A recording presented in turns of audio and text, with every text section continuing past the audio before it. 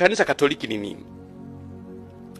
Kanisa Katoliki ndiyo baba mlezi au mama mlezi wa imani zote za Kikristo. Si moja kwa moja, lakini by implication.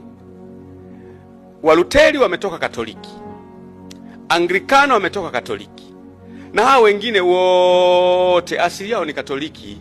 We angalia, unafahamu vizuri kwamba Martin Luther alikuwa padri wa kanisa Katoliki, akatoka ndani ya Katoliki ndiye akaanza Uluteri.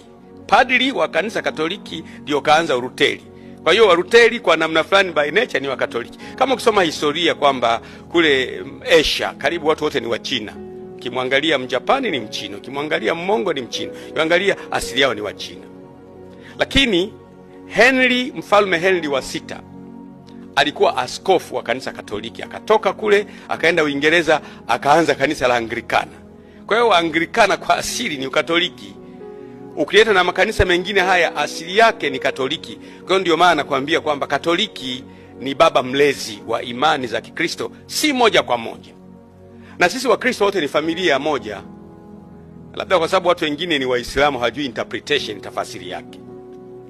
Ukristo maana yake ni kuamini kwamba Yesu alizaliwa kwa uwezo wa nguvu za Roho Mtakatifu na Bikira Maria. Alitungwa mimba. Yesu akazaliwa kwa uwezo wa Roho Mtakatifu.